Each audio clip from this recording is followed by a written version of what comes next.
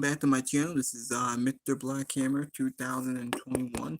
Gonna do my Monday Night Raw review. Gonna make about an hour-long video. My video is sponsored by my favorite podcasters and YouTubers. My video is sponsored by JD from New York, Fightful Wrestling, Wrestling Inc., the Dan Tony, Post Wrestling, the No DQ. I got more in the way, so hit that like button. Leave a comment, please subscribe to my channel.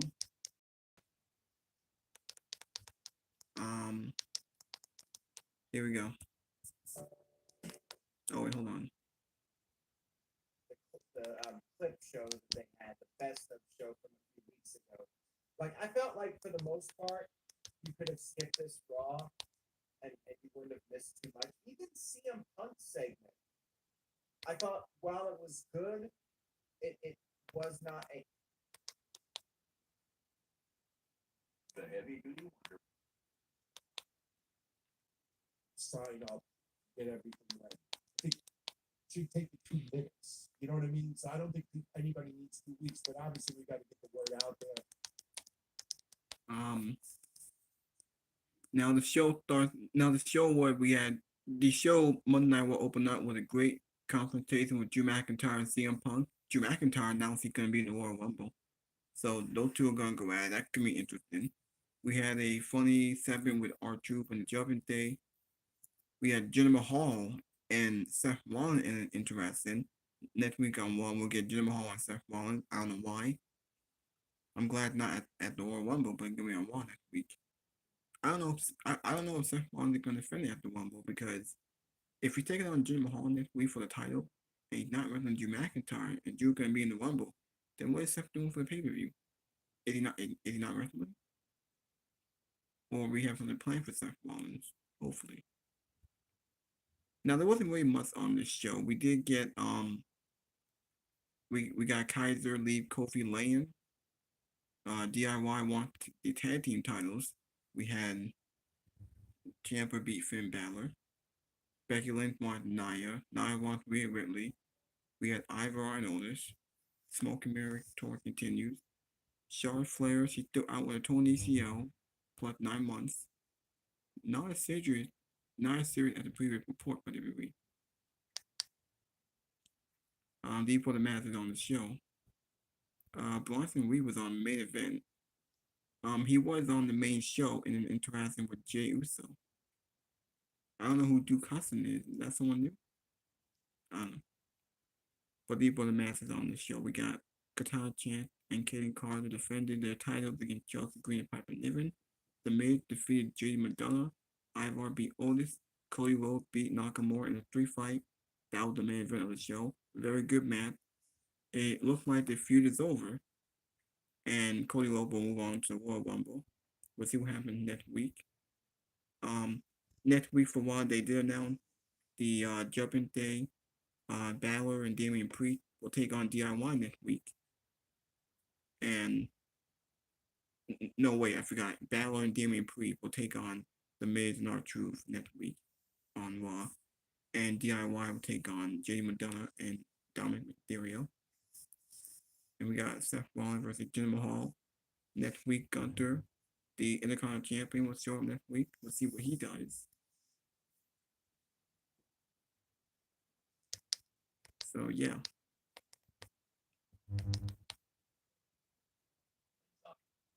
We don't have a ton of new stuff to go through here, but just to give away a sense of dread for Saturday night, this is what is going on. We move on and we get to Finn Balor versus Tommaso Ciampa, and Ciampa cuts a promo on the way to the ring after a back and forth matchup. Priest tries to help Balor. Once you get the boots on, once you stand up straight, and you add the pro wrestling 1.5 inches. Chris Jericho lift. Yeah, there you go. There you go. But yeah, we actually talked about that in an interview. KE775.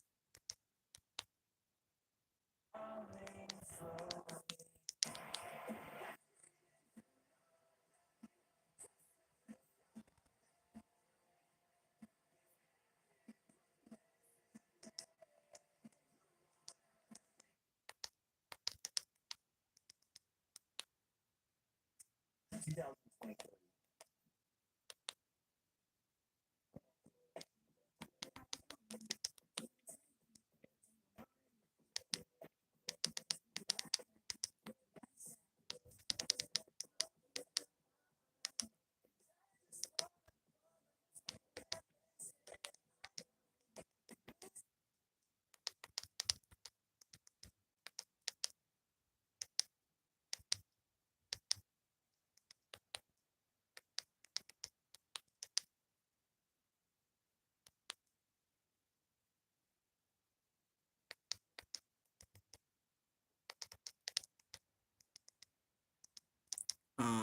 Okay.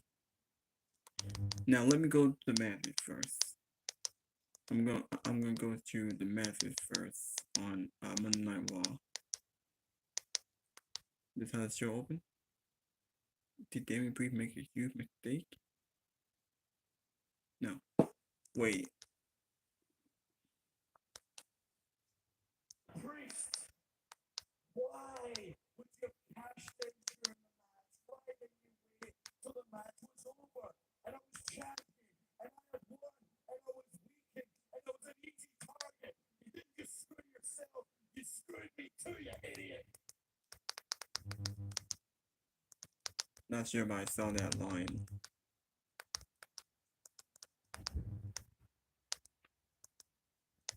Anyway. Now this is how the show was. Show opened up with CM Punk and McIntyre. CM Punk said no one can stop me from winning the Rumble. D2 had a great promo. I'm hoping D2 will have a match. Maybe on the Go Home show to the Royal Rumble. Hopefully, I would love to see D2 in the ring. D2 had a great promo. They talked about the history of them traveling together. Drew McIntyre about him winning the Rumble. He may have in WrestleMania. CM Punk hasn't. CM Punk story at the man of WrestleMania. He should win the Rumble. Seth Rollins also cut a promo earlier in the show and said the one thing he never done is walked into WrestleMania, defending a world title in the main event. And he deserves it after the hard work and the effort of him being the world champion, him being a fighting champion. He's defended it. He's had great matches. The second match, we had Tommaso Ciampa defeated Finn Balor. So clearly, they're setting up DIY to take on Judgment Day. I think that's the right team to do it. We got Ludwig Kaiser versus Kofi Kingston. This match ended in a double countout because I don't know why. Ludwig unleashes a vicious attack on Kofi Kingston, takes him out. Don't know where they're going with this. We did not see Giovanni Vinci, only Ludwig. Hopefully we get something next week with Gunther's, and Gunther's showing up next week. They showed highlights on the Rock return last week. The Rock wasn't here this time. Nia Jax said she would choose Rhea Ripley when she wins the Rumble. Hopefully not. I think the two will probably fight at the Rumble. Just get it out of the way so we can move on to WrestleMania.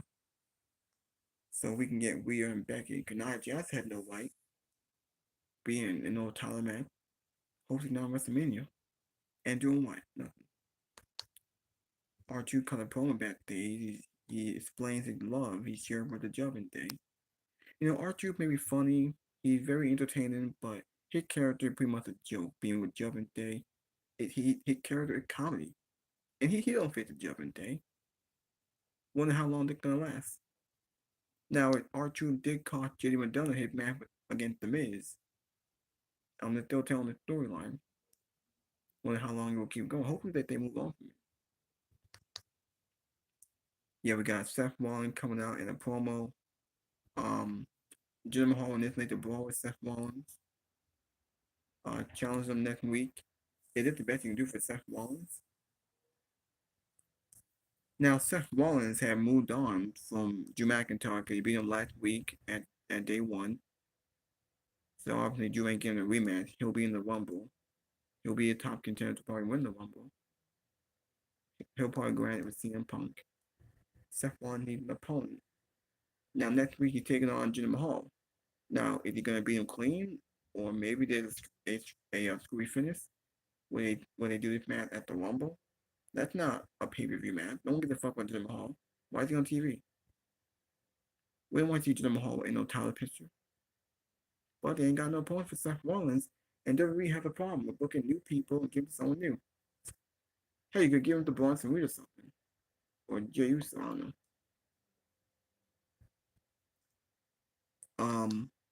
We got Otis and Ivar. Otis. Ivar had another great performance. Yeah.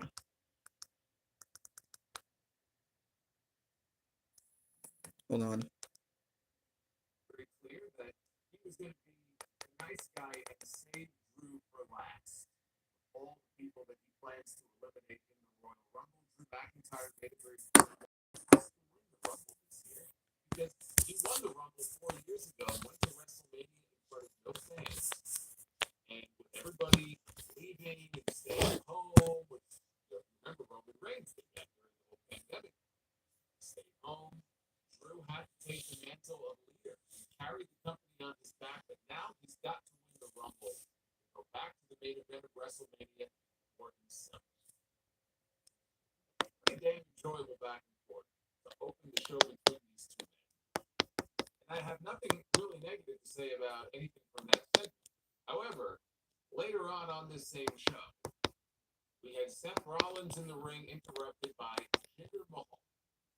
As soon as I saw Jinder come out there for the second week in a row, I saw Jinder come out, and I said, oh, because Drew is occupied, which leaves a spot open at the Royal Rumble for Seth Rollins to defend his World Heavyweight title.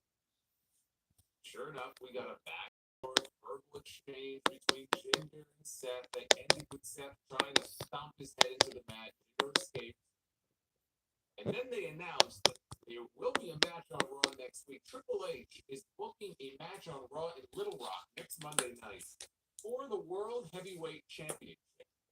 Seth Rollins is going to defend the world title against Jinder Mahal. The same Jinder Mahal who got punked out on TV last week by the same Jinder Mahal who, prior to that, I couldn't even tell you the last time we saw him on television. But what I can tell you is that the last time we saw him, he was a manager. He was managing Veer and Sangha. And all of a sudden, Jinder Mahal has backdoored his way into a World Heavyweight Championship match on television next week. But if you think that that's going to be the end of it, then you have another thing coming. Because again, I will repeat what I said before. Seth Rollins has no obvious challenger for the Royal Rumble. So I'm looking at this, they're going to do the match on TV next week. Yeah, the first one. You really think that's going to be the only match between those two? I'll bet you anything. Seth Rollins is going to be defending that World Heavyweight title again at the Royal Rumble against Jinder Mahal. Because Drew McIntyre is already declared for the Rumble itself, so they're going to go with the other member of 3MB. Unfortunately for them, they don't really have a lot of great options. It's too good to go ahead and build up somebody like Bronson Reed, for a one-time title match at the Royal Rumble. I think that would have been fine. I would have enjoyed that. Other than that, they don't have that many great options. But at least Bronson Reed has been on television occasionally over the last few months. We have Jinder Mahal getting a title match next week, and I would bet you anything he's going to be challenging for that title again at the Royal Rumble. People like to talk about Triple H. I see this expression all the time about Triple H is cooking, man. All these things that Triple H is doing now in WWE, he's cooking. What's Triple H cooking up? Well, I'll tell you what. As far as there he is, yeah, Triple H, the cook over here. Chef Ramsay. Even the best chefs sometimes use the wrong ingredients. The meat's a little dry. It tastes like the ones you put on.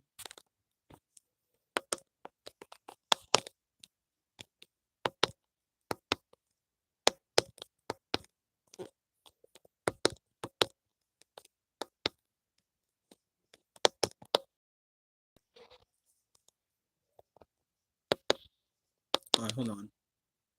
Shows and the number of people that watch that feature show, it would amaze you.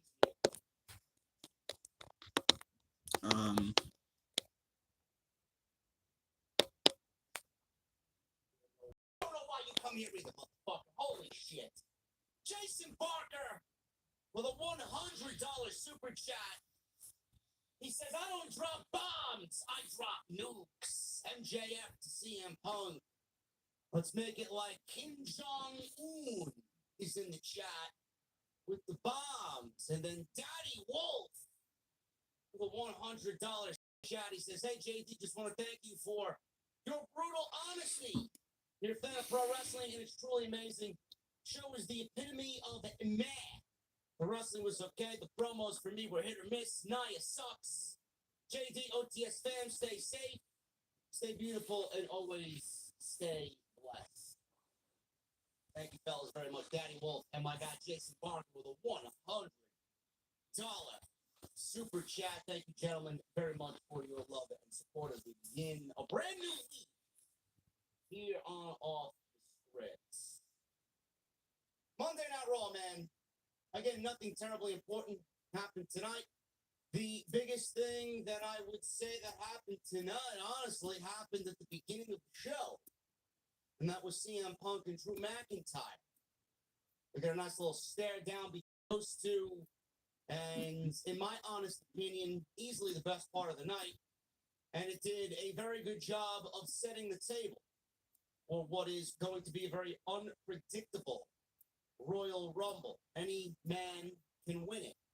WWE is loaded, more so than in years past, at the top of the card with mega names that could obviously main events for WrestleMania. And that's exactly what they're working with this year. CM Punk and Drew McIntyre being two of those top names. I loved what they did for one particular reason. And we'll go over why I love that segment so much. Not because Drew McIntyre is quickly becoming, or he may already be in some eyes, the best part of Monday Night Raw. CM Punk is always great. We love Punk. And the main thing that I love about that entire segment we'll go over in just a little bit. But I thought the interaction between those two really set the table for what is going to be a very memorable Royal Rumble. Do they fit into the Elimination Chamber? My mind is already working for the Elimination Chamber. What are we going to do in Perth, Australia? Is CM Punk going to win the Royal Rumble? Is Cody going to have to find himself mixed in with the SmackDown boys on Friday night to get into the WrestleMania main event? I don't know. I don't know where Triple H is going. I really don't. Is the chamber even going to be for a World Championship title shot? WWE could make the Elimination Chamber the right to challenge Gunther for the Intercontinental Championship. I don't know. Who knows where they're going? But right now, the Royal Rumble is setting the table to be very memorable. And Drew McIntyre, Seth Rollins, I thought they were going to have a World Championship match. No, Rollins is, I don't know what the fuck Rollins is doing. We'll get to him in a little bit. But Drew McIntyre tonight entered the Royal Rumble match. He's vowed to eliminate CM Punk. CM Punk vowed to eliminate Drew McIntyre. Love it. Absolutely love what those two guys did in the open of the show. We'll go over what they said in just a little bit. Cody Rhodes and Shinsuke Nakamura. I felt like it went on way too long. I mean, you know, I didn't really mind the feud. I did not mind the feud at all. It's something for Cody to do. It's something for Nakamura to do. But I'm left asking the same question that I was left with a couple of weeks ago. Where the fuck does Shinsuke Nakamura go now? Right back to the drawing board with Shinsuke Nakamura. Goodbye. Everything that you said, all the hatred and all the subtitles and all the imagery and the mist and the Christmas carols and all this other shit that he did. For what? He ended up being a loser, as always. What's next for Cody Rhodes? I don't know. You still got witted idiots out here claiming that Roman and Rock needs to take place at WrestleMania and at WrestleMania only. Fuck Cody Rhodes and his story. This is what I have to be treated to this week. I'm dumber for reading some opinions on the topic, even still a week later. Ridiculous. Cody's only entry into WrestleMania is through the Royal Rumble or the Elimination Chamber. He will be winning one of those matches. Which one? I don't know. Cody Rhodes will be in the main event of WrestleMania. If not, we got a fucking problem. Because these feuds and these little inklings of nothing that are going on with Cody Rhodes, they're not really making him feel all that important. Hopefully, we are moving on from this Shinsuke Nakamura feud. And where does he go after that? And then the Intercontinental Championship, I believe, being that Jey Uso, he's vowing to win his first major world championship as a singles competitor. I don't know if that means the World Heavyweight Championship. I don't know if that means the Intercontinental Championship.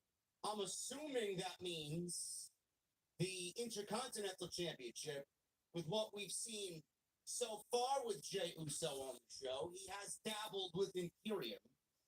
Is WWE setting up Jey Uso to take on Gunther somewhere in the next 2 to 3 months? I don't know. I don't think Jey Uso is the one to beat Gunther, but it could very well happen. I don't know. Again, nothing terribly important happened on Monday Night Raw. I don't know what type of football game was on. I don't know why they skimped on this show tonight. Sami Zayn wasn't on the show. Gunther wasn't on the show. We got more Judgment Day hijinks with R-Truth. DIY is being groomed for a tag team championship opportunity. We'll go over what we can, man. We'll make sense of it right here tonight on the Monday Night Raw post show on Off the Script. I want to thank you guys very much for joining me here on this Monday evening. If you guys are in the chat, I would appreciate you hit a thumbs up.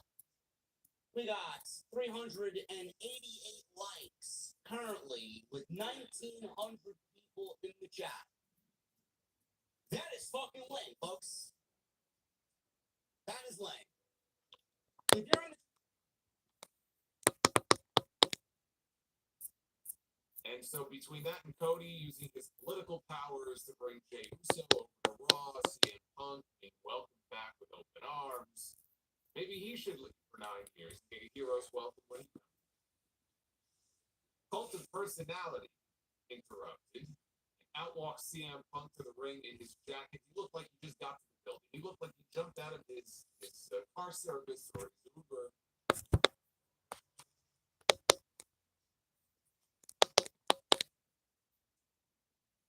And all Tony Khan said is, we're excited to have another year of one event and stuff. That didn't say nothing else. Now, here's where I think Tony Khan reveals that he's in trouble. And I really mean this. When asked,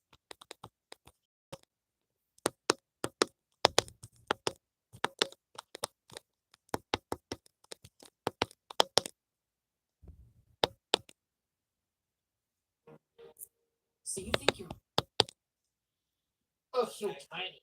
They're so tiny, but they move quick. They do the double team moves well. And against somebody like Piper and against somebody like Chelsea, they look like, oh, yeah, I really enjoyed this. Piper is one of those wonderfully sweet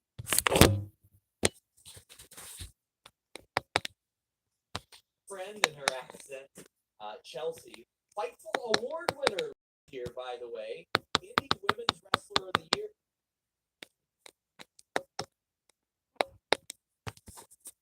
A lot of money. The longer he sticks around, he's costing them more money.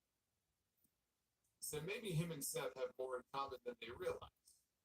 Drew is one of the few on the roster that has traveled the world for years with Punk. So many things happen that were caused by him. The first thing that comes to mind, he goes, it's only a 3-hour show. We could be here all night. But the first thing that comes to mind when he thinks of the way that Punk impacted his career is when Punk was the champion.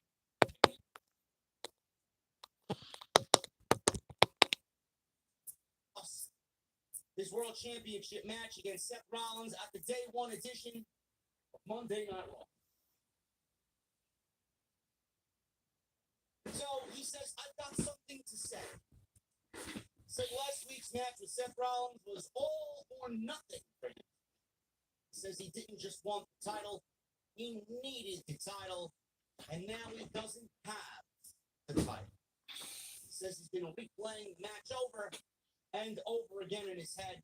He said he and Seth covered, but he put Seth's foot, or he had Seth covered, and he put Seth's foot on the rope in his overzealousness, and it cost him the match.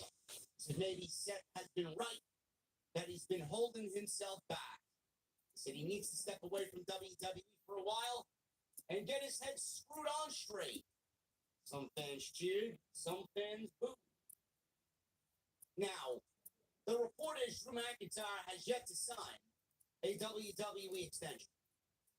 We don't know where he's going. There is some time. I believe he does become a free agent after WrestleMania, and WWE would like to lock him down. We don't know if Drew McIntyre wants to remain with the company.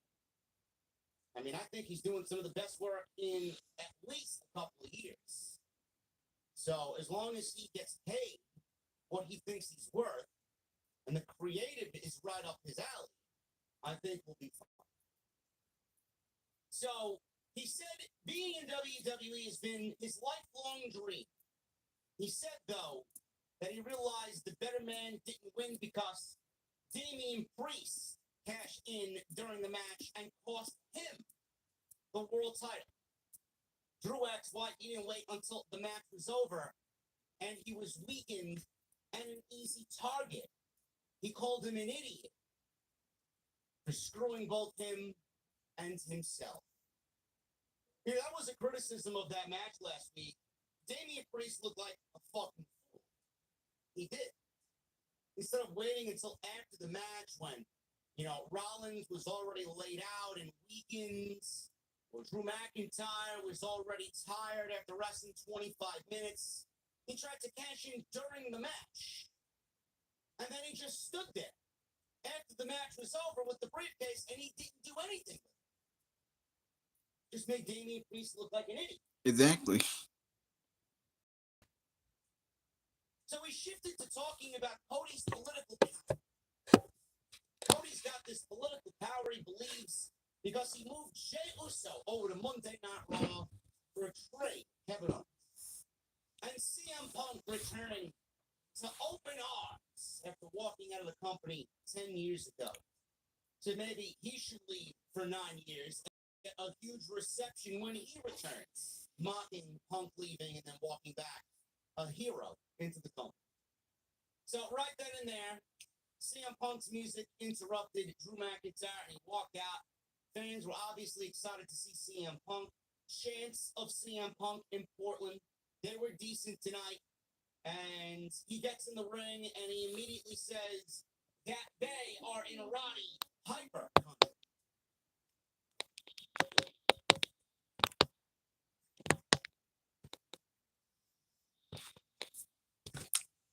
Hold on.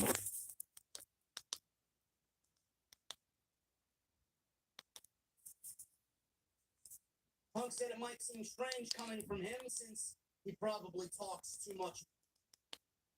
He won the Rumble 4 years ago. He earned the right to challenge for the title. He got his WrestleMania main event. But the world came to an end. He had to step up for everybody else in a very dark period in the world, but also, for the company with no fans. But this time, he's going to do it all over again. He's going to win the Rumble. He's going to go to Mania. He's not doing it for anybody else. He's not doing it for people. He's doing it for himself. That is his mission statement. He feels like he was cheated out of his moment. And you know what? He was. It's something that you can believe that he believes. That he got screwed out of what should have been the biggest moment of his career. And instead, he beat Brock Lesnar in 4 minutes in an empty warehouse. And it's a very easy story to buy into. Now he wants the moment that he feels he was robbed of. All those years ago. And, with Punk, they're going with the tack that he's a nice guy until he gets pushed. And then we see the real CM Punk. I wouldn't be surprised, by the way, if that line in there about Drew making a bet with the boys in the back about when Punk was going to melt down. I wouldn't be shocked if that was a real thing that was going on. I'm sure some of them have a bet going. Putting some money in the pot. When's this guy going to have his meltdown? Someone's going to make a lot of money. I tend to think it won't happen until 2025. At think he'll be okay. I think he'll be on his best behavior in 2020. Oh wait, you don't. It's a little dicey. But again, it still feels like we have only a couple of legitimate options as far as the Royal Rumble winner. I think it's either Cody Rhodes or CM. I think those are the two that we're looking at. You could make the case for Drew McIntyre. You could. You could make the case for Sami Zayn. What Sami said on television a few months ago. He's going to make it his mission to prove to people that he can be a world champion. All the people who say you're not world title material, he is going to prove them wrong by becoming a world champion. And I believe he will. I don't know if it's going to happen this quickly, but I do believe that it will happen. So, people can buy into the idea that Sami Zayn could win the Royal Rumble. He could be a dark horse pick for the Rumble this year. Assuming Sami is in it, he hasn't declared for the Rumble yet. There's no reason to think that Gunther is going to win the Rumble. I would have said differently, even a month and a half ago. But so long as he's the Intercontinental Champion, I don't see there being any reason to believe that Gunther has a shot at winning the Royal Rumble this year. So again, it really comes down to Cody or Punk. Look at Richie Rich over here dropping all this money on me. Hey.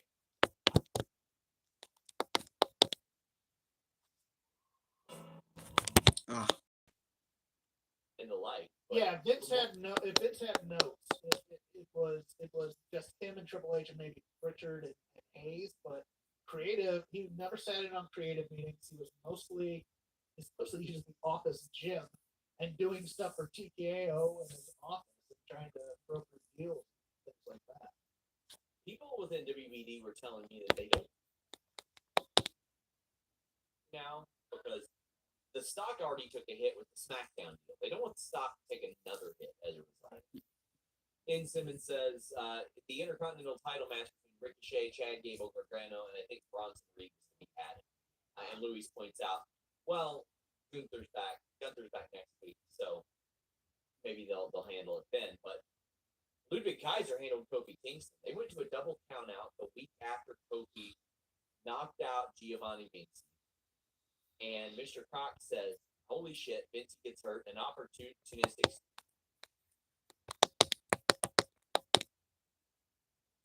And I know that sounds like logical, but they brought Indy Hartwell to the main roster. They brought Candice LeRae to the main roster. They brought others to the main roster with no plan whatsoever. The biggest plan that people thought was, oh my God, the way. Oh, Dexter Lumis and Indy Hartwell, they'll reunite. What do you think they do? Live sex celebration?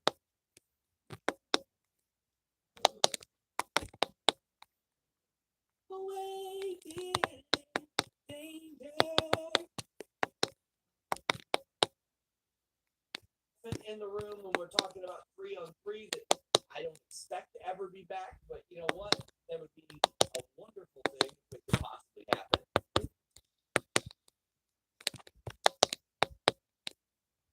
I love seeing new names.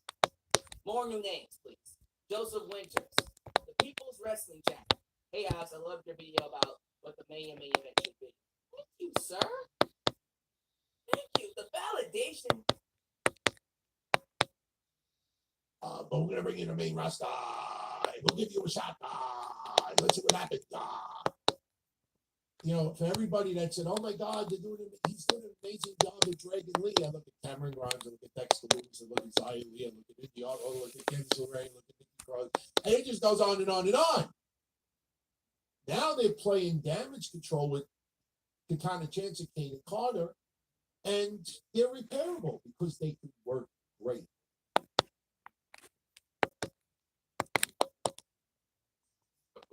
Not ideal to have your baby faces have to cheat to win, but you got to fight fire with fire, right? Judgment Day tried to cheat, they tried to interfere first, so what's good for one is good for the other.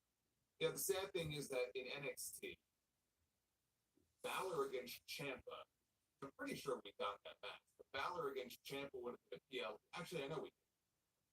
It's a PLE worthy match. Here, it was average at best. This really wasn't about them going out there and having this long, great match. But these two, I have seen what these two can do in the ring together. That's not what this was. Now maybe they're building to a title match soon. I mentioned WrestleMania. I'd like to see it at WrestleMania. I don't know if they're going to shoot an angle where the Judgment Day, there's a fracture within the group before WrestleMania. Maybe we get Balor against Priest one-on-one. But I would like to see them take this all the way to WrestleMania. Play it out a little bit longer because we have not seen DIY back together for very long. We've not seen them rack up that many wins. They're going to be wrestling Dominic and JD McDonough in Little Rock next Monday. They'll probably win there too.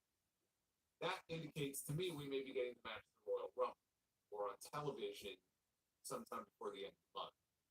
And you can do that, and the Judgment Day can win.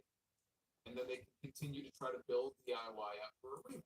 So you can do that as well. You don't have to wait, right? They're not going to wait until WrestleMania to do the first match. But I think if the goal is to get the belts on Gargano and Ciampa, I'd like to see it happen at WrestleMania. I just think that they need to get a few more wins first, as far as being built up as challengers that people can really buy into, because they're still not over at the level they were in NXT. I think they'll get there. I mean, you even saw it with the women's tag team champions tonight, which we'll talk about, with Katana Chance and Kate Carter and the reaction that they got during their match tonight. Some of these people are getting over slowly. It's going to take time. But I'm just glad Triple H had the sense to put these two back together. Yeah, Now you got to let it play out a little bit. because they won't do anything. The plan is to get to Mania and put the belts on them there. I'd love to see it. Yeah, me too. Yeah, me too. Because before they reunited, what were they doing? Gargano was off TV for months, since March. Ciampa, he was pretty much doing what we're doing with the Miz, and then you had a great match with Gunther a few months ago, and they're paired together. They'll be in a tag team. Give them one in the tag team title, build them up a little bit, have them get over. I'm sure they'll be in the Rumble. At least Ciampa should be in the Rumble. And Gargano, let's hope he gets a better reaction this year than last year. Now I think feel bad for Death to Loomis, because Death to Loomis, he's not being used. He's been off TV for about a year now. Last time he was being used back in March. I don't know what to do with Death to Loomis. Jackie Redmond was in the back corner. Kofi caught his flush. Reason, no extra frills, nothing. It was just up front and center. Royal Rumble, WrestleMania, I want it. No, bitch, I want it. No, I'm gonna win it. That's why we're here. Royal Rumble, tell me why it's important, why you want to win it. Love it. Finn Balor.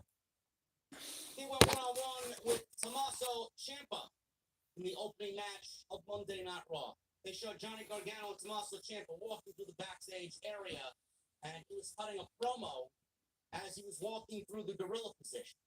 I thought this was a very nice touch. Whatever production change they made with Kevin Dunn's absence, I love this. We should see a little bit more of that, man. I love that. Yeah.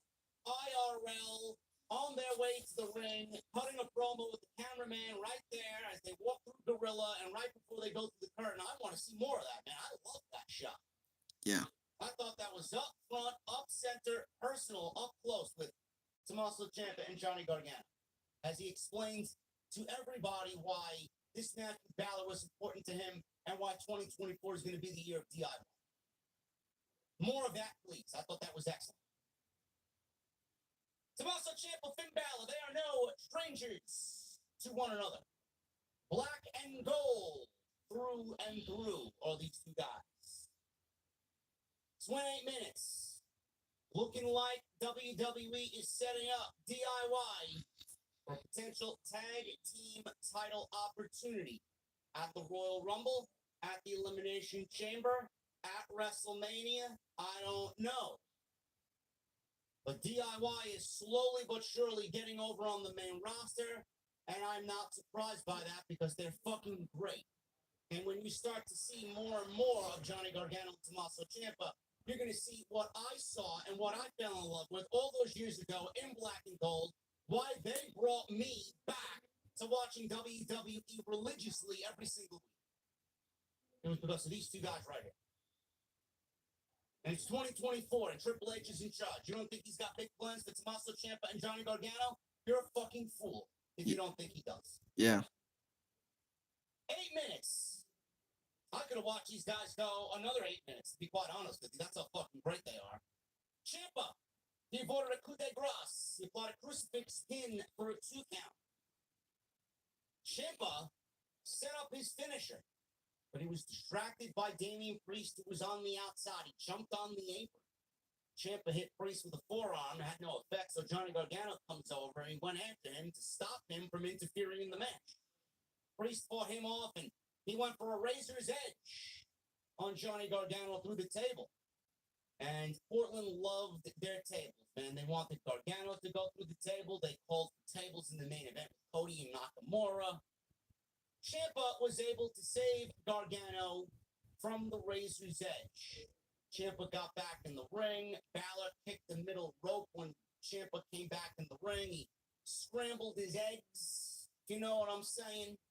Right on the middle rope and basically crotched him there. Balor went for a vertical suplex and Gargano tripped him up, which led to Ciampa falling on top of Balor and pinning him 1, 2, 3 as one half of the World Tag Team Champions here. Finn Balor loses to Tommaso Ciampa, which is now accelerating DIY getting a tag team title opportunity. It's great. I'm not really all for champions losing. I can't stand it. But you got to look at the grand picture, the bigger picture here with Judgment Day. What is Judgment Day doing? What are they doing with Judgment Day? They don't really feel like Judgment Day. They don't. They don't feel like the Judgment Day that was in War Games. They feel like a shell of their former selves. It feels like Judgment Day is having dissension grow and grow and grow on a weekly basis. And then, you know, obviously you got the R-Truth situation and now the Miz. Who knows what's going on? Damian Priest is arguing with Balor. Priest is arguing with Ripley. It's just all over the place. AD McDonough can't win a match. Dominic Mysterio lost his North American Championship to Dragon Lee a couple weeks ago. They're all over the place. They're not the same group. So I don't know what's going on here. I don't really like to see Balor, a champion, losing, but I think we're setting up the story of Priest getting kicked out of Judgment Day and maybe Judgment Day losing it all. Honestly. Minus Rhea Ripley. I don't think Rhea Ripley should lose anything. It's my honest opinion. But Ciampa wins here in 8 minutes, and it looks like Triple H is setting up DIY to get a future tag team title opportunity, which I have absolutely no problem at all seeing. Jackie Redmond.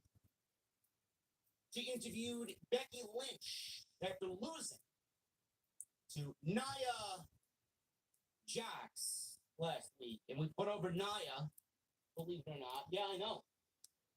I couldn't believe it myself. We put over Nia Jax. Honestly. No, her name is not Nia Snorlax, man. Stop being disrespectful, okay? Snorlax is one of my favorite Pokemon. Come on, man. I'm gonna have to get rid of it, honestly. Yeah. Stop with the disrespect, man. She had a great match last. Yeah. Anyway, talking about losing to Nia Jax. Yeah. She asks how she's feeling about her loss last.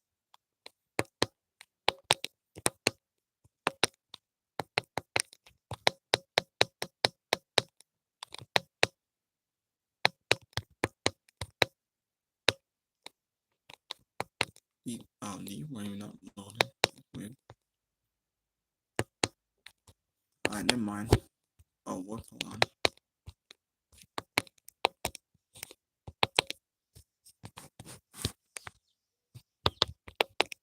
Nia Jax and Becky Lynch. Maybe this isn't the end, but rather it's the beginning. Said I threw you out. Ripley conceded that Nia beating Becky was an accomplishment, but Becky is not Rhea Bloody Lynch. Remember that one. Ripley told Nia that if she wins the Rumble, it's best to keep her name out of her mouth. Nia gave Ripley credit for being perhaps the most dominant champion in history, but Nia also dropped her on her ass when she returned. Nia said that she would win the Rumble, and when she does, I'm going to choose you. Pikachu, I choose you. He's calling her shot. He said, see you soon.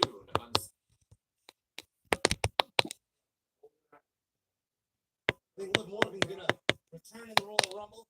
I think a built-in, ready-made story there is with Rhea Ripley. See what happens.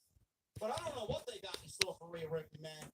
Rhea Ripley could easily be switched to a babyface with the type of reaction she's getting. I don't know. See what happens. But those are my top three right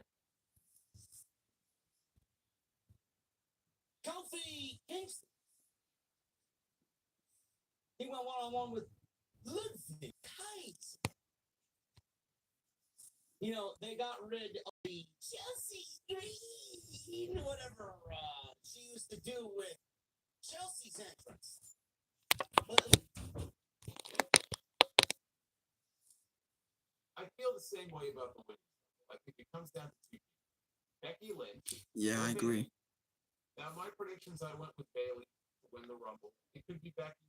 Again, it's going to be one or the other. If it's Becky, I think she eliminates Nia Jax, win the Royal Rumble. She gets her revenge on her. If Bayley wins the Rumble, if I'm right about that, and if Bayley is going to win her first Royal Rumble, because I just feel like you're going to have two people win the Rumble who have already won Rumbles. I would think you want to have at least one person who is not a previous Royal Rumble winner. If Cody wins, he goes back to back. If Becky wins, that's her second win as well. You really want to do that? You really want to have, the same Royal Rumble person go over on the men's side and the women's side twice? I wouldn't do it that way. Bayley, yeah, she's been around for a long time. She's been around as long as Becky has. Actually, not even.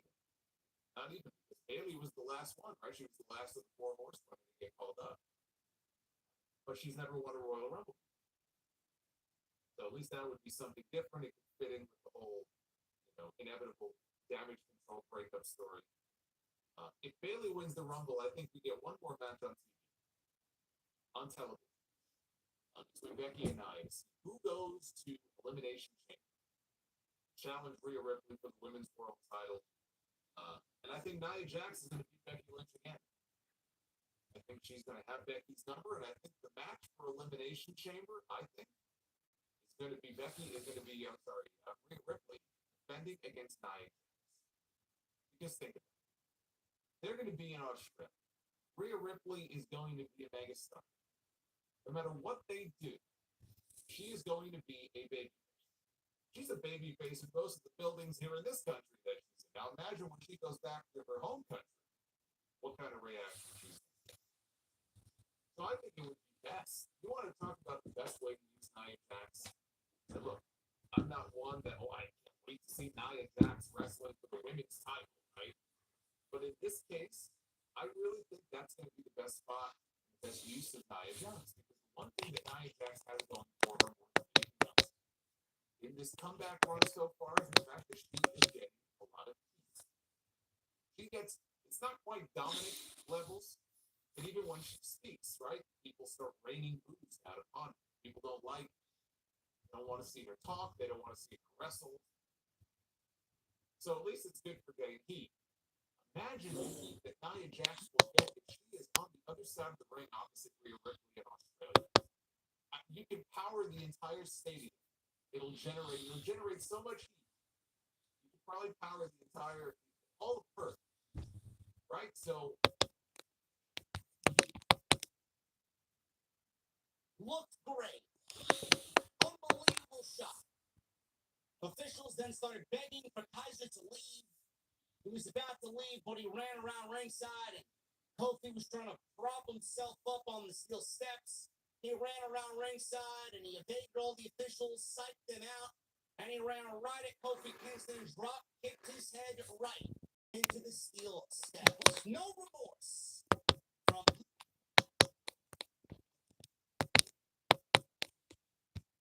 So that Jake a few times. For being, I don't, title, he said that. yeah, I don't think ultimately he was actually served.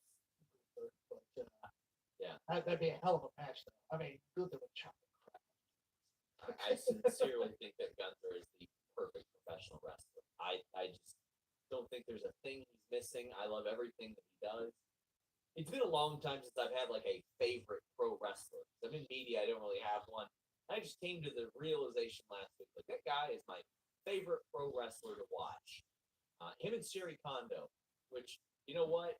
She kind of fits that mold of the women's division. He's really like.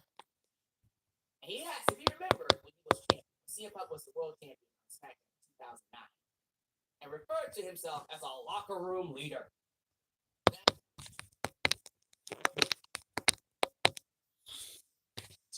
Keep your name out Yeah. of my mouth. Pretty short, pretty sweet, and the Yeah. crowd completely behind. Hey,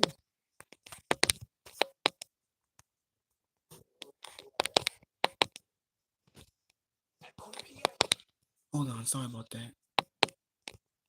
Edmund was in the back, and she was getting ready to interview Cody Rhodes when Shinsuke Nakamura attacked from behind before she was preparing for his main event against Shinsuke. So Nakamura attacked him, and Cody fought back. They had to be separated by Adam Pearce and some other officials. A little bit later on, a few seconds later, Michael Cole told us that the decision was made that in light of all in the back, their main event tonight had now been changed to Extreme. They were doing bull rope matches on some of the live events. I know they did a bull rope match in Madison Square Garden last week or 2 weeks ago. So I thought that they were going to do maybe a bull rope match, but it ended up being Extreme. Peyton Carter and Katana Chance against Chelsea Green and Piper Niven. Women's tag team titles. They showed Natalya, Tegan Knox, Ivy Nile, Maxine Dupree, Shayna Baszler, Zoe Stark, Candice LeRae, and Indi Hartwell backstage watching. Monitor watching very intently. Late in the match, Carter had Green on her shoulders while sitting on the turnbuckle, and Katana Chance walked her down with a hurricane lock. She took this woman all the way down to the mat. Only got a near fall out of it, but that was a great spot. It was a great spot and got a great reaction. Carter blocked it on prettier, but Green followed with a Rough Rider for 2. I wonder where she learned that.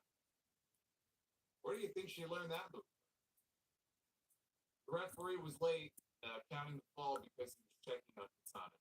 Niven tagged in, hit a senton while Carter was draped over Chelsea's knees, but Katana Chance broke up the cover. Piper now was in the corner. Piper in Portland. There you go. We had a Piper in Portland tonight. Piper was setting up for a Vader bomb, but Katana Chance pulled her partner out of harm's way. And Niven did not realize that they had placed Chelsea in position. And she ended up giving her own partner, unwittingly giving her own partner a Vader bomb.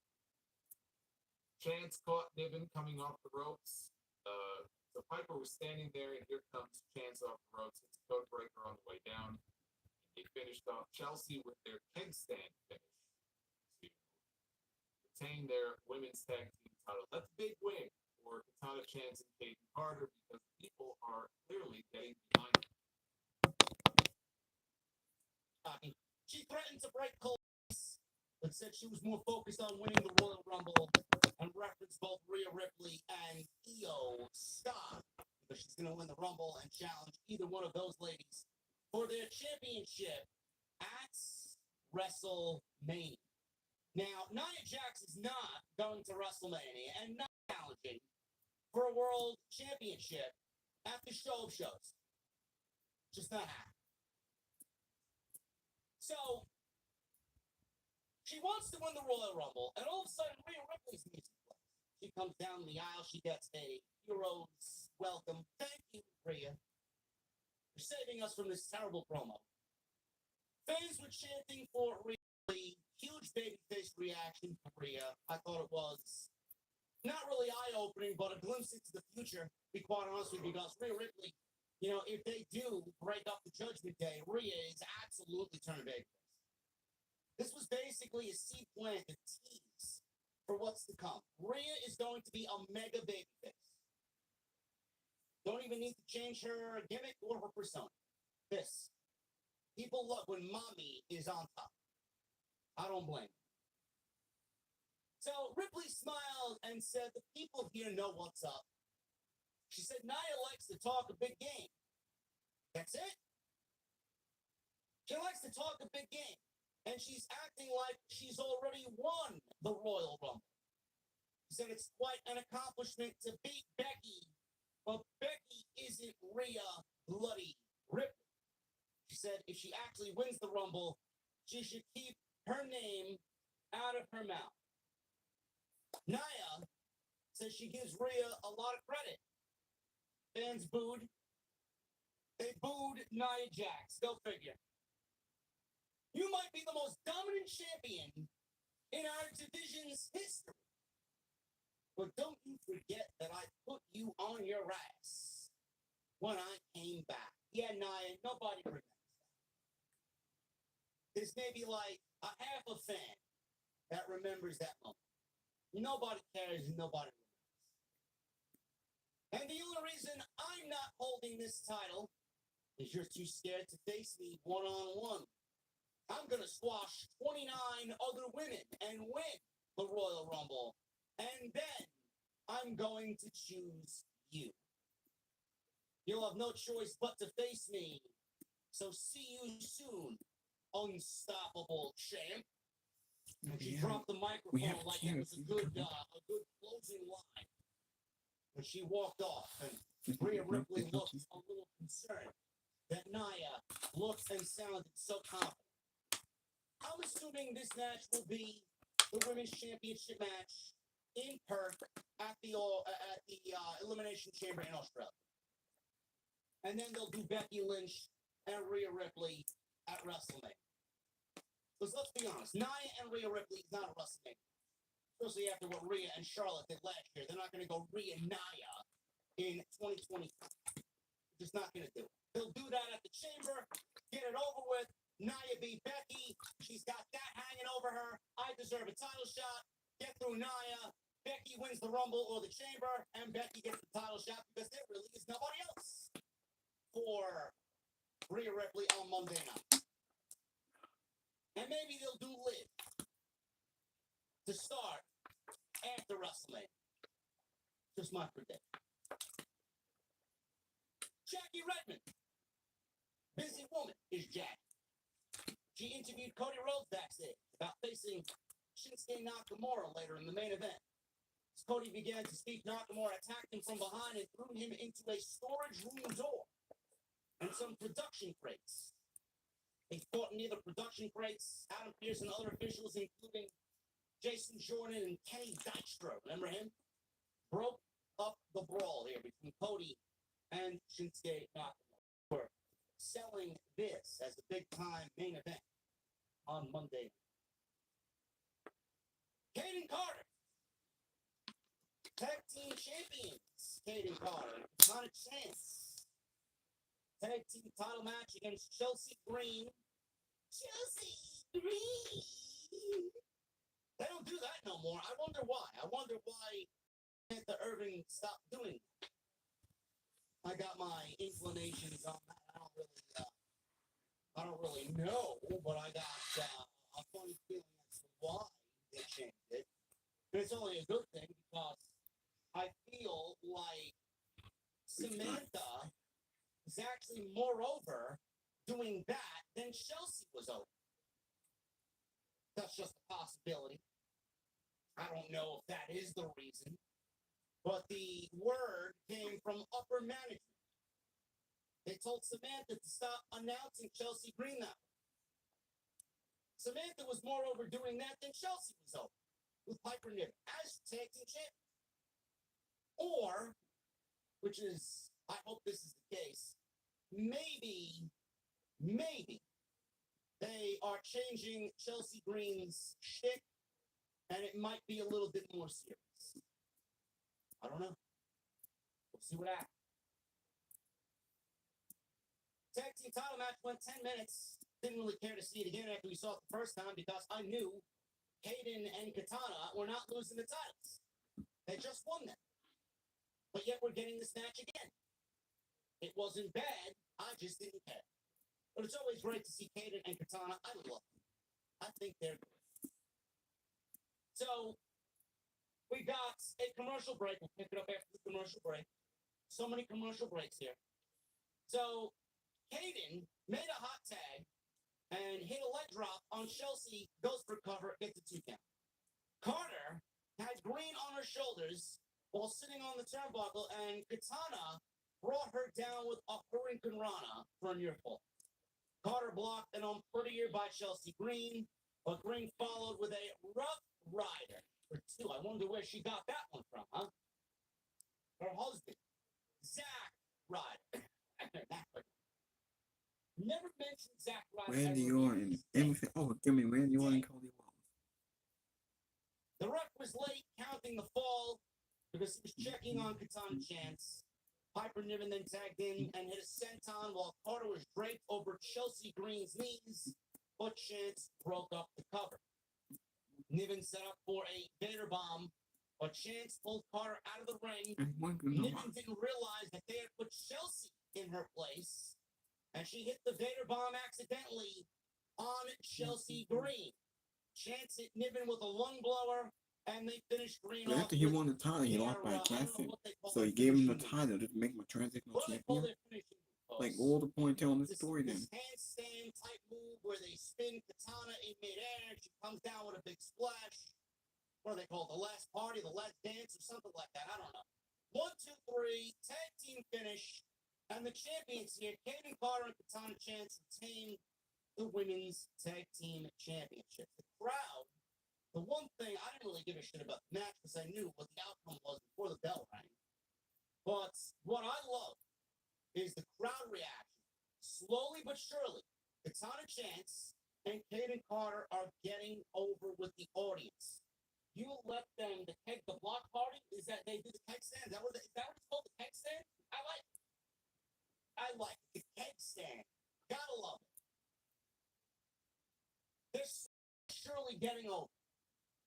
You just, and the reason why they're getting over, not only because, they are good at what they do, they're exciting to watch, they're young, they're beautiful, and they are themselves. Triple H is allowing them to be themselves. And that's why they're, I know. I love Katana Chance and Kaden Carter myself. I think they're great. I think they're a great tag. Thank you for your input. I really appreciate you being a part of the live stream. Triple H is allowing them to be themselves. They retain the tag team titles here. Crowd was into it. Good stuff. There was a vignette on R-Truth. Video package here on R-Truth talking about how he'll never forget the day he was born. It was a cold winter day in January.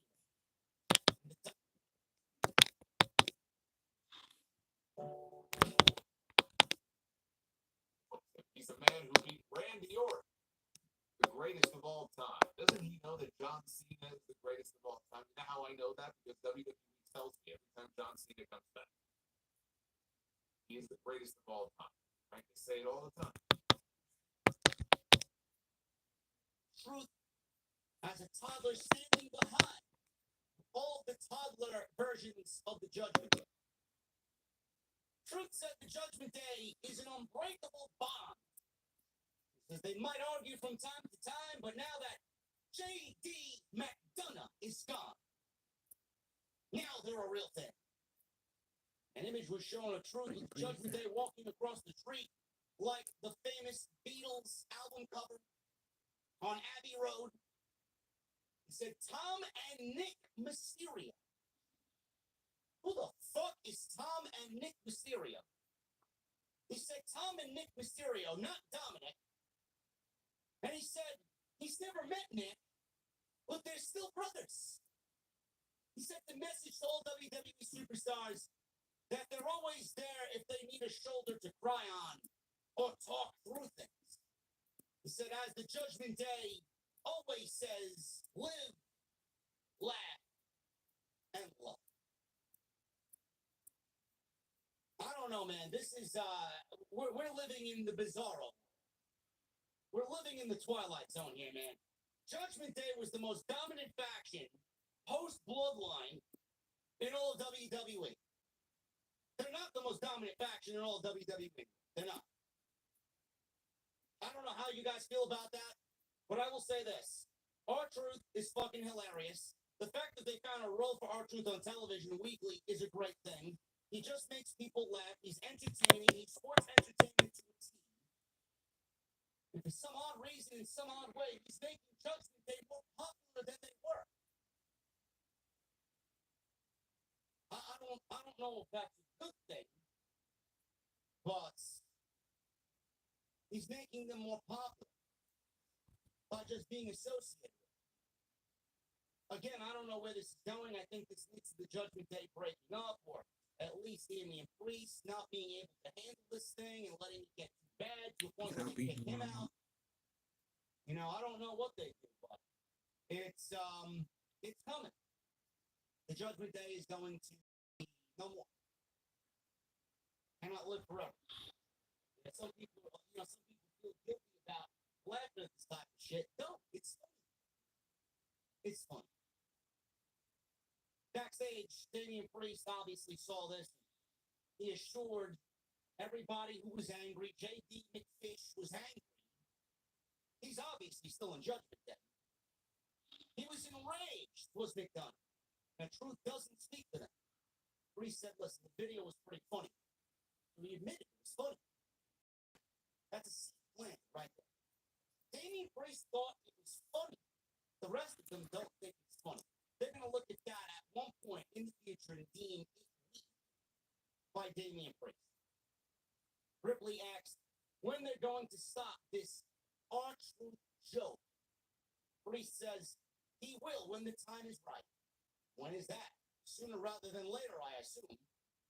Balor talked about how DIY will need CPR, MRIs, and EMTs when he's done with them. Ripley said they don't need Drew as an enemy. Priest said Drew is too much of a joke to be his enemy. Priest then asked, listen, don't worry about Drew McIntyre. I'll take him out when the time is right, too. What about Nia Jax, who came after you tonight and is threatening to take your women's championship? Priest said, Ripley, listen, if it was a smart thing to make an enemy out of Nia Jax, you think that was right? To make an enemy out of Nia Jax, worried about Drew McIntyre? Balor says, listen, stop. You're going to take care of Nia. We're going to take care of Drew. We're going to take care of DIY. Ripley then looks over at J.D. McSkillet and says, I'm going to need you to handle this tonight. The Judgment Day scenes are very I don't know. We're going to get into this J.D. McMuffin match with The Miz in just a second. Guys, I want to thank you so very much for joining me on this Monday night, Monday Night Raw, right here on Ball.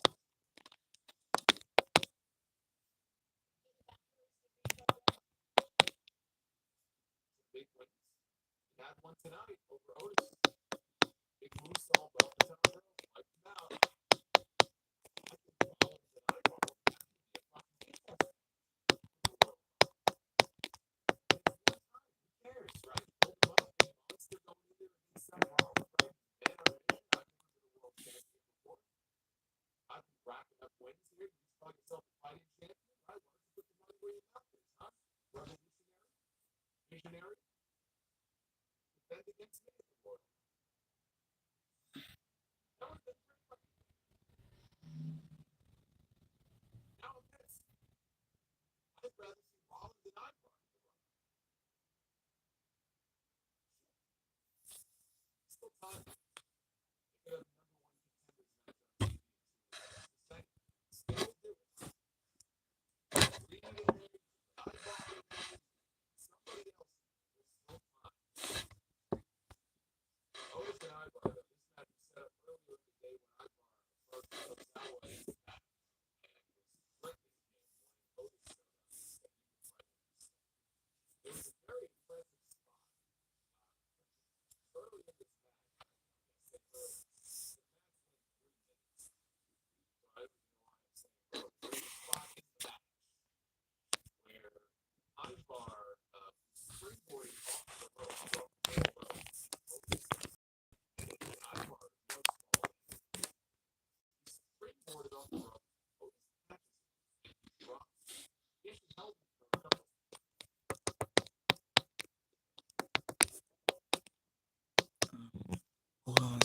just something.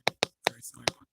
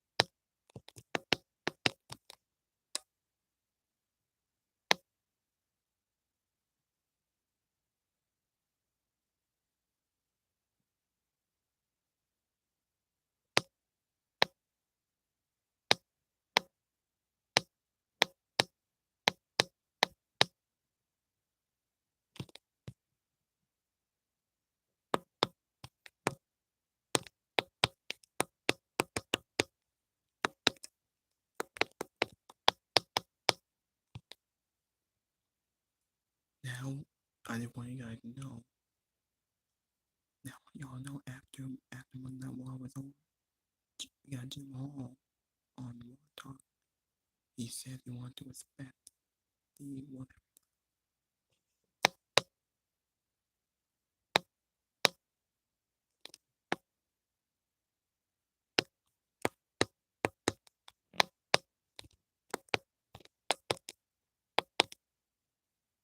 Jay Styles.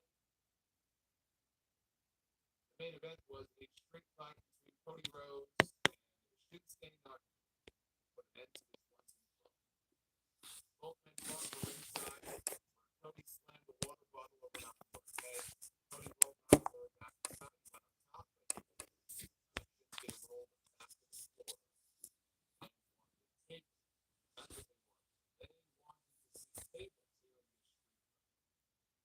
Cody leaned through the ropes and Nakamura hit with a broom.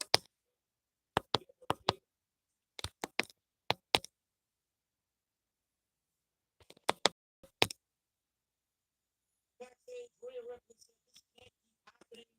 Ripley said she'll talk to Priest about their plans next week. Priest says all of this needs to come to an end.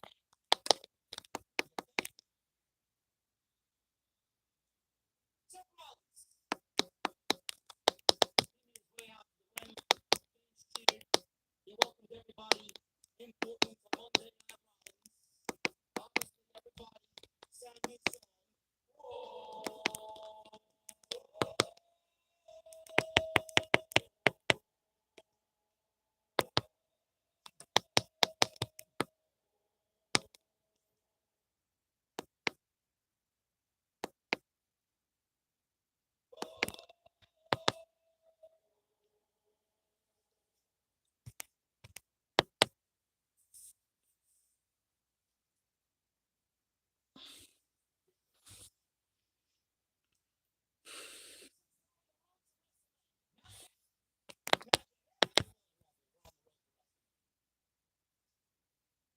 About winning a couple of titles at WrestleMania, cashing in at WrestleMania.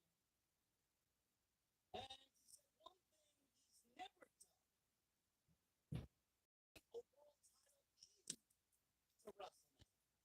Says he's never been the headline on the marquee, but that changes this year. So last year he took a title that didn't exist a year ago and turned it into the most important title in the industry. I don't know about that one, man. Listen, he's doing a great job. It's the most important title in the industry, not yours. But you're doing a fantastic job, man. Continue doing that work, seriously. He says he did what he said he was going to do, and that is being the worker. He said the question is, who will he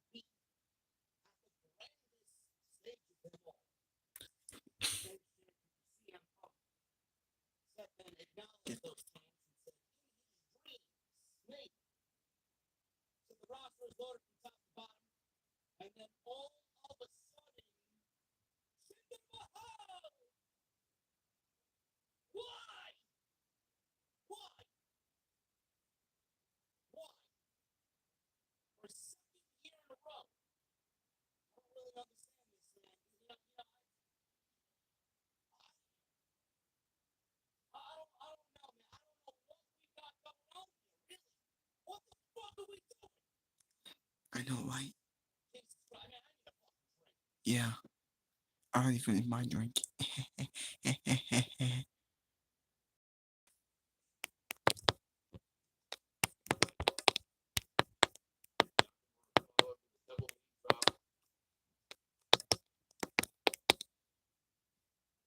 It's Friday. Thursday.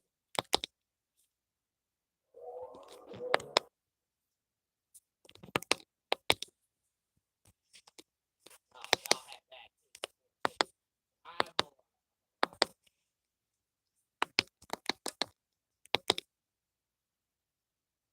So that's it. That was your episode of Raw tonight. Not a bad show, but if you missed it, if you read the results, you can go into next week's Raw, and you can pretty much lie and say, "Yeah, I saw Raw last week." Like, really, there's not much outside of it. Drew McIntyre and CM Punk, I think that was designed to put Drew McIntyre in the world.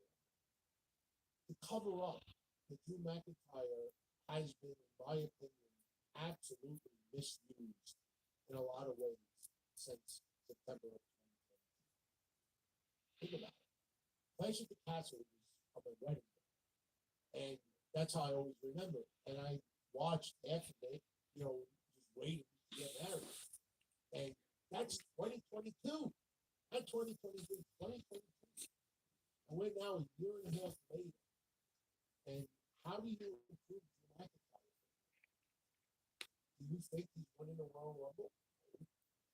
Like, where do you go from here? Like, I failed. I'm gonna go home. It's really worth it.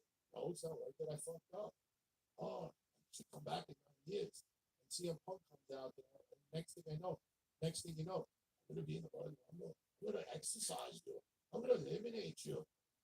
I'm like, what happened to Seth Rollins? Go on and win championship. Oh, I'm gonna win the Rumble and win the championship and become champion for me this time. Not for the world, not because I was needed. I'm gonna do it for me.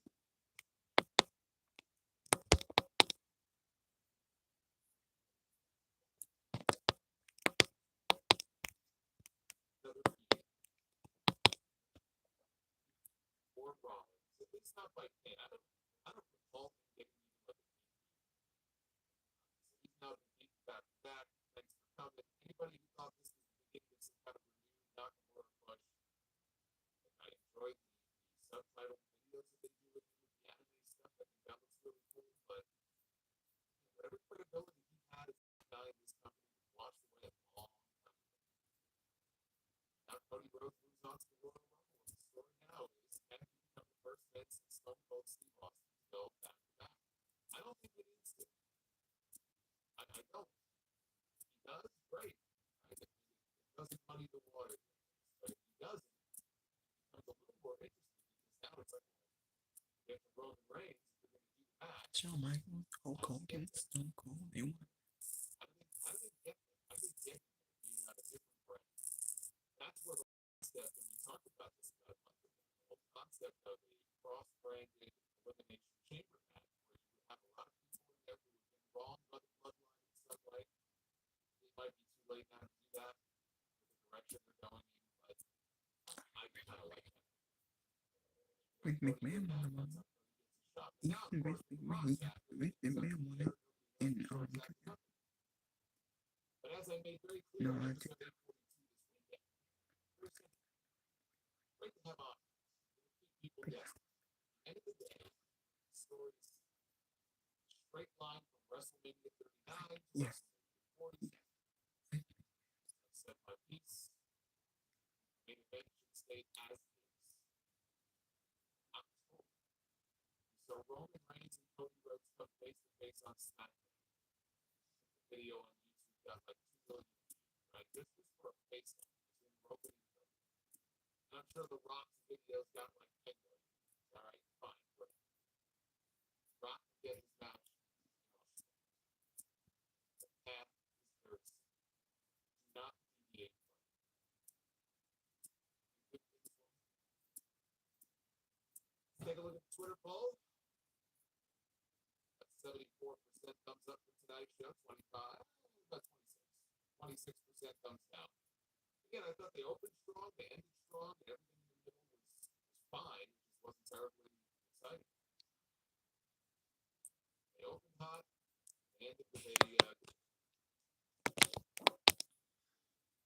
Up at the Rock fried him last week. He says he doesn't appreciate him ruining their party and getting in his face this week.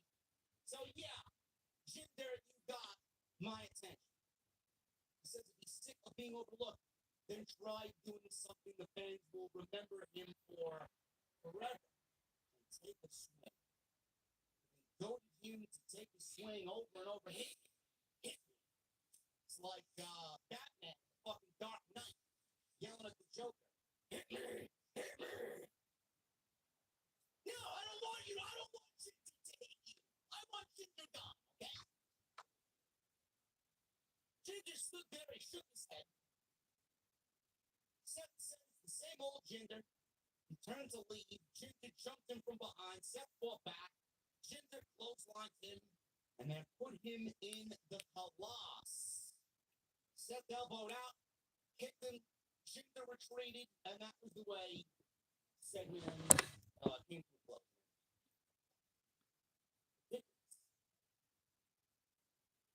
I don't know how we go from Jey Uso, Sami Zayn, Drew McIntyre to Jinder Mahal.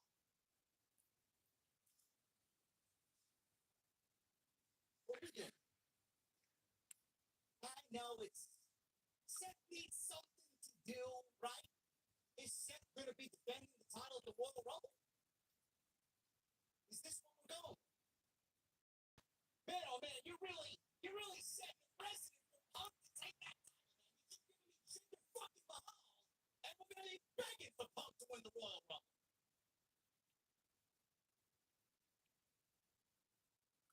That's all we need. See this guy on TV weekly. I hope this is merely a one-off.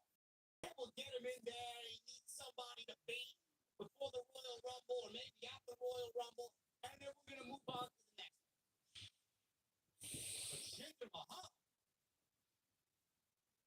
make sure you got your pillows ready for next week, man. It's going to be a snooze fest. Ivar. He went one-on-one with Otis of the Alpha Academy. Chad Gable was not Alpha. I don't know why. Otis caught Ivar flying off the middle rope, turned it into a power slam, which was the spot of the match. They only went 4 minutes. I mean, I don't know what you want me to say about a 4-minute match. That looked great. Otis is just fucking such a beast. Ivar is so good. Oh, what a spot that was. Yeah, very good match. Second rope, springboard cross body. Otis caught him and slammed him down in the power slam. Crowd fucking just heard the crowd erupt. Yep. Ivar landed a sit-out powerbomb out of the corner for a near fall of his own. They stood up, they exchanged some shots in the middle of the ring. Ivar dropped Otis with a spinning heel kick. He followed up with a top rope doomsault. The 1, 2, 3. Ivar wins in 4 minutes. I don't know what they're doing with Ivar, but Ivar should get a shot at Gunther with the Intercontinental Championship with the work that he has put in this. Excellent.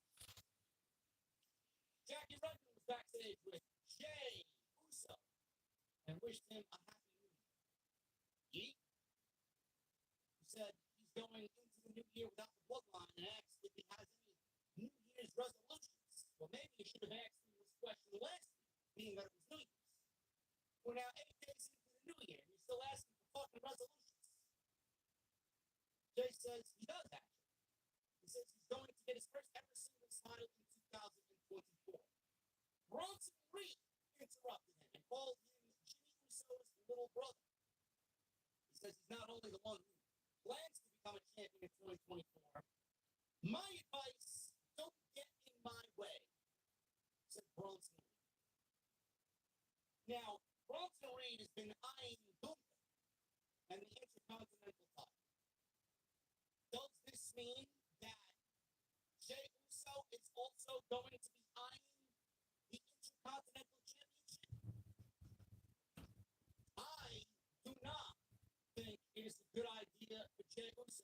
to be the one to end Gunther's reign. I don't. In fact, I would not even end Gunther's reign. I wouldn't beat Gunther at all. Quite honestly. Now, what we're doing here is that this made me think. This honestly made me think. What are we doing? Now, Gunther's going to be the Royal. Gunther is absolutely going to be in the Royal. Gunther holds the record for the longest in the Royal Rumble ever. He's going to be out there. I won't be shocked if Gunther draws number one. I won't be shocked. Well, Cody draws number one. We get those two guys who were feeling like last year going at it this year. You know WWE loves to do that. But I think Gunther's going to be in the Royal Rumble. Now, you see where Jey Uso has been sliding with Kofi. He's been kind of mixing up with Imperium. He injured Vinci, or Kofi and Jey injured Vinci. Kaiser injured Kofi tonight. Jey may find a reason to go after them and get revenge on Kaiser now, which will probably draw out Gunther next week. But I got this whole in my notes. I'm writing this out during the show. Jey Uso beat Ludwig Kaiser already on Monday night. Then we get Jey and Kofi teaming up for whatever reason. And that ended in a no contest because Giovanni Vinci got injured by Kofi last week. Kaiser took out Kofi this week by ramming his head into the steel steps and taking him out. He said, well, Kofi took my guy's head, so this week I took his head. Then we get Jey probably going after Kaiser one-on-one, beating Kaiser, and then that brings back Gunther. Gunther's supposed to show up next week. So Jey and Kaiser wrestle next week. Then we get Gunther looking at Jey. Yeah, Hey. And then he starts asking some questions. Exactly. exactly. Then Jey ends up wrestling Gunther at the Elimination Chamber. I do not want Jey Uso winning the Intercontinental title. And I say that because it certainly feels and looks like this year they may actually take the Intercontinental title off of Gunther, put it on Jey, so that he defends the title against Jimmy at WrestleMania. While Gunther goes on and wrestles Brock Lesnar in a one-on-one mega dream match at WrestleMania, because realistically, in the eyes of WWE management, that match doesn't need the Intercontinental Championship. I disagree completely with that. I think Gunther versus Lesnar for the Intercontinental title would be a fucking unbelievable idea. Imagine the story around that. Lesnar's already ended the most heralded streak in the history of the company. The Undertaker at WrestleMania. Now he's come back for another streak, and he wants to end another streak at WrestleMania. And that is Gunther's IC title. You know, you don't want to walk into situations like that every single fucking day. Why would you not want to do that? I don't get it. But I have a feeling, again, like we discussed on Friday, with Randy Orton, WWE wants to think there's a possibility that Randy Orton could end Roman Reigns' title reign. Oh, Randy Orton's going to pin LA Knight. Oh, Randy Orton's going to pin AJ Styles. Roman Reigns going to lose the championship without being pinned. That is an awful idea. Terrible. Just like it's terrible if Gunther loses the title to Jey Uso because you want to do Jimmy versus Jey Uso, the Intercontinental Championship. How do we do that? Easy. Roman can tell Jimmy to go and get the IC title. You're in the bloodline. You want to show me you belong? You go and take that title from your brother. Set that up easy. Send them over to Monday Night Raw. But Gunther versus Lesnar, I do think is going to happen, and they may feel like that match is going to be the championship. Because who else on Monday Night Raw, realistically, is going to be positioned to take that title off of Gunther? Nobody. Nobody. Gable? I'd love to see it again. But are they going to go and do that? They're going to revisit that. Sheamus? He's on SmackDown. Ricochet? We've been there and done that. Great. He ain't winning the title. Bronson Reed? Great. winning the title either. Gargano, probably be a tag team champion at that point. There's no one else but Jay. I'm only thinking out loud. I don't want to see it. But again, there is a possibility that WWE could be leaning in that direction. And him saying that tonight, mixed with Kofi being injured, and the last one we saw with Kofi was Jey Uso, and the last two guys they were feuding with were Imperium, mixed with back next week.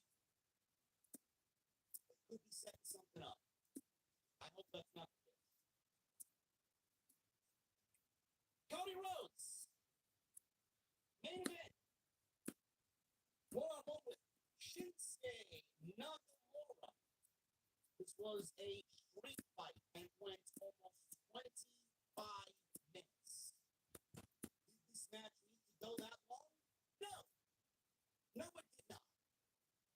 But we got it. So the bell rang at around 10:35 Eastern time or so. Nakamura immediately rolled out to the floor. Cody slid underneath the ropes and kicked him, and then they started to roll up the aisleway towards the entrance ramp. The announcers talked about how this has been frustrating for Cody because all he wants to do is concentrate on winning the Royal Rumble, but he's got Nakamura interfering with his plans and Nakamura threatening to end the story. So Nakamura slips out of the ring. Once they did their deal in the aisleway, they go back to the ring. Nakamura, once he slips out of the ring, he finds a broom, and he hits Cody with the broom. He grabbed the kendo stick, he brought that into the ring, he started beating on Cody with the kendo stick. We go to commercial break.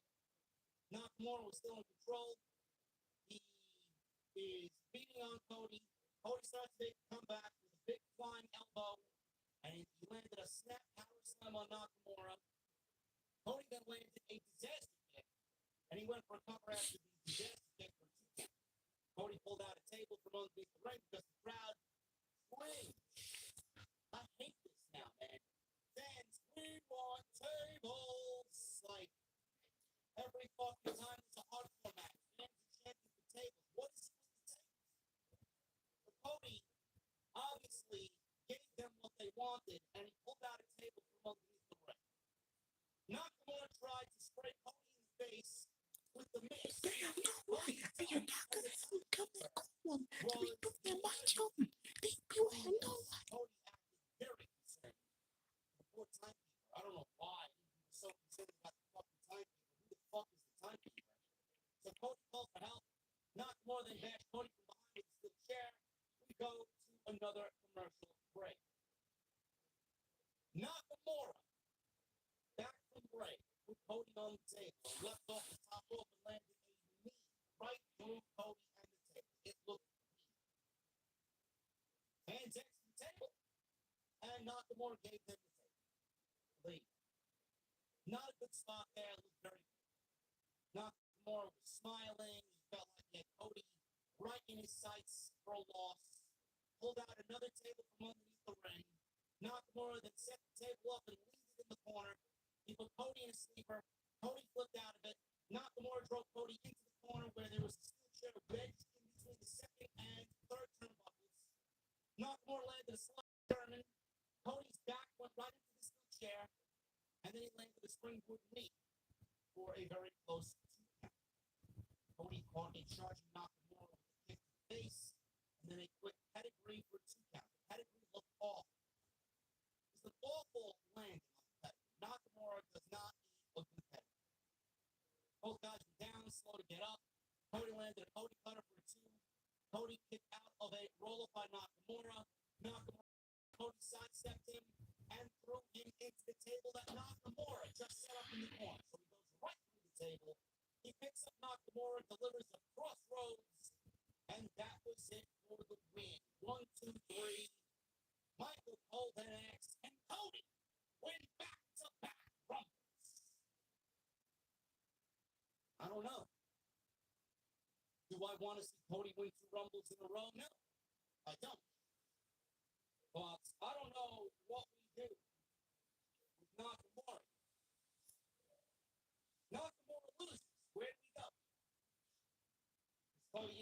Rumble was Nakamura eliminate Cody Rhodes. I don't know, man. I don't know if that's going to be the case, or if Nakamura's just right back to the line, right back to the back of the line, and we do nothing with it. Fans still have some pipe dreams, some fantasy that Okada is going to come in and wrestle Nakamura at WrestleMania. Now, Okada is a free agent, sure. That doesn't mean he's coming to WWE. That doesn't mean he's wrestling Nakamura at WrestleMania. I don't know where the fuck we go with Nakamura. I don't. Nakamura could have won this match to give Cody a little bit more adversity going into the Royal Rumble. Does Nakamura go into the Rumble now and get his revenge by eliminating Cody in the Rumble? I don't know if I can see that. But I'm completely pumped to win the Rumble anyway. Maybe Cody finds himself in the chamber. Triple H is going to have to make it somewhat interesting, man. I don't know. I'm glad this is hopefully over.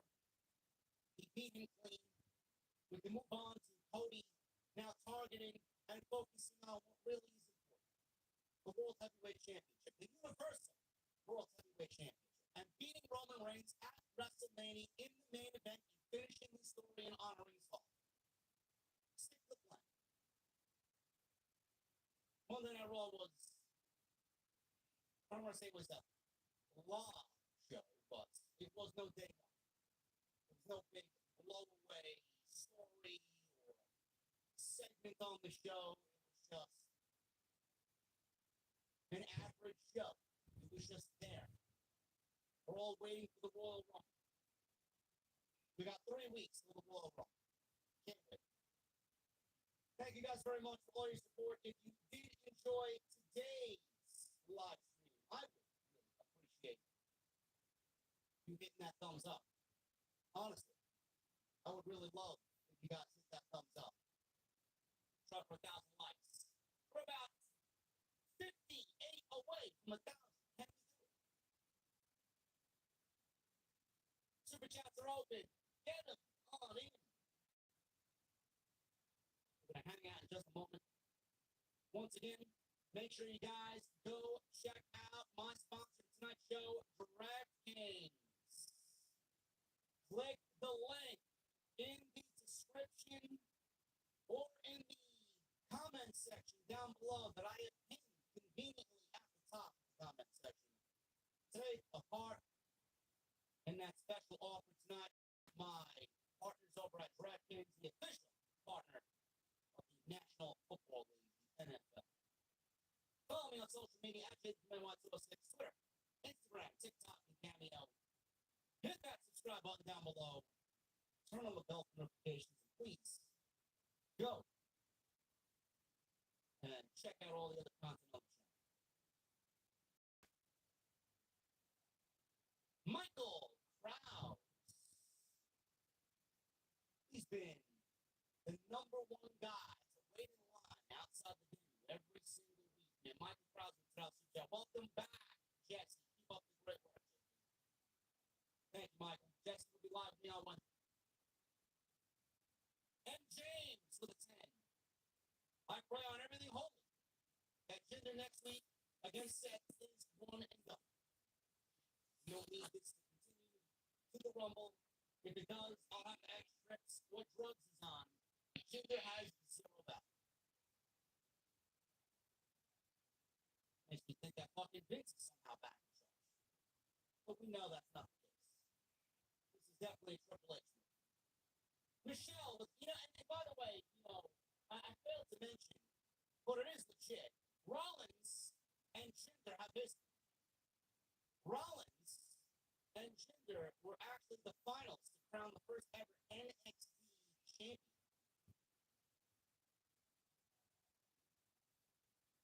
Triple H might have went back in the time machine to go watch that one back on the net.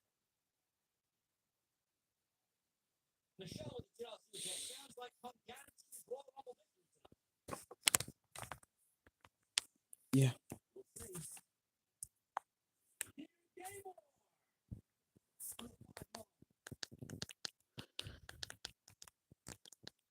Mike, we'll just end the video. Alright, until next time. I'll be back. Lord, thank you for watching. Thank you for all the support. Until next time, this is Mr. Black. 2021. Thank you for watching.